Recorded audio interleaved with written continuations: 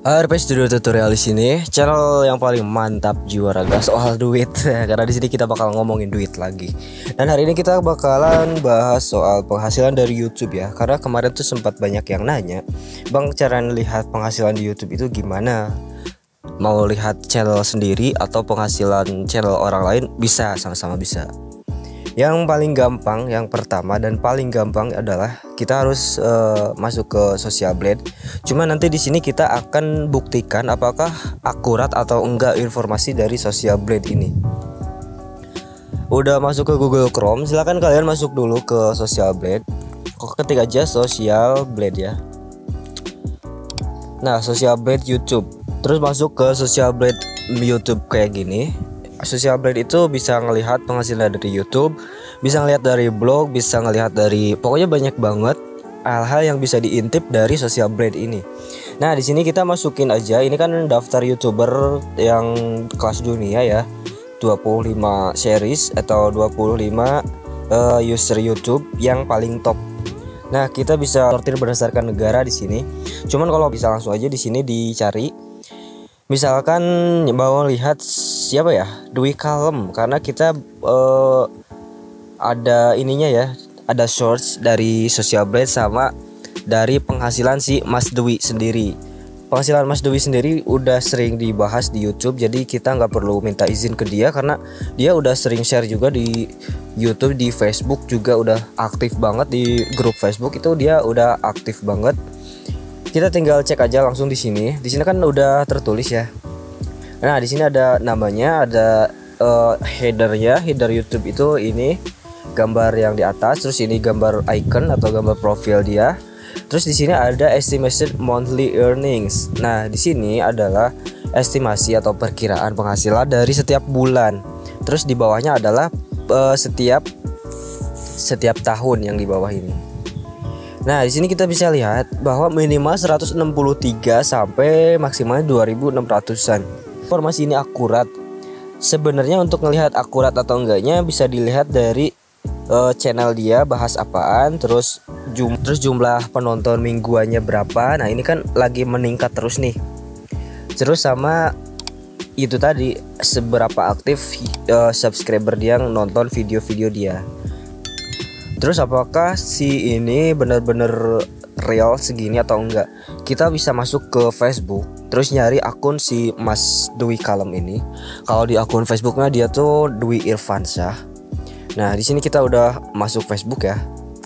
Kita cari grup yang ada Dwi Irfansyah di sini, yang ada beliau di sini. Dia udah aktif di YouTube subscriber Indonesia. Nah, kita cari aja di sini. Nanti akan muncul postingan-postingan dia. Cari aja, diketik di sini Dwi Irfansyah ya. Nah, nanti dia akan muncul di sini. Terus kayak gini. Dan ini dia kemarin yang terakhir tuh 4 hari yang lalu ya guys. 4 hari yang lalu di Facebooknya grup YouTube subscriber Indonesia dia aktif posting. Bukan ini ya, bukan pamer, tapi dia masih open promote juga dan ngungkapin rasa bersyukur, alhamdulillah 40.000 subscriber. Terus ini di sini ada penghasilan yang dia nggak sensor, cuman ada watermark tidak untuk dijual. Ininya kalau yang biasanya kan disensor, ini kebetulan nggak disensor. Dan ini penghasilannya udah nyampe 2.800-an, 2,8. Seperti kita lihat tadi di sini di Social Blade, penghasilan dia tuh 2,6 ya, estimasinya 193 sampai 2,6 atau 2.600. Nah, ini biasanya update-nya 2 minggu atau 30 hari sebelum hari ini. Jadi data ini tuh didapat berdasarkan 30 hari terakhir atau 2 minggu terakhir. Kalau biasanya gitu kalau situs tukang ngecek earning ya. Nah, kita bisa lihat dulu di sini. Penghasilan dia Mas Dwi Kalem atau Dwi Irfansyah nama Facebooknya adalah 2.800 kali 14.000 aja udah 14.000 itu kalau kita hitung bulat ya, sebenarnya 14.000 lebih, bisa 14.300 atau 14.400 atau tergantung rate hari itu. Nah, jadi penghasilannya sekitar kurang lebih segini kalau 28 hari terakhir. Cuman kalau di YouTube kan 30 hari atau sesuai bulan pada hari pada bulan yang saat itu terjadi gitu kan. Nah, jadi bisa lebih dari ini, 40 jutaan lebih, seperti yang udah dia posting sebelumnya. Sebelum hari itu udah gajian 40 juta lebih. Kita lihat di sini.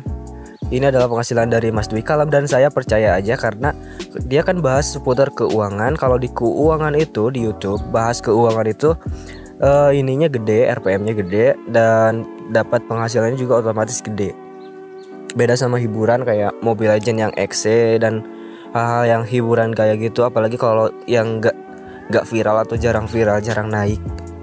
Kalau yang jarang naik itu biasanya iklan-iklan yang muncul tuh iklan-iklan yang murah dan iklan yang pendek-pendek doang, dan itu nggak bisa digaris bawahi ya. Oke, balik lagi ke Social Blade. Kita masuk ke Social Blade lagi. Apakah di sini datanya akurat? Kalau ngomongin akurat, dia sebenarnya akurat, cuman beda selisih dikit ya, selisihnya dikit. Nah, terus di sini kita bisa lihat ringkasan dari setiap view per harinya adalah kayak gini.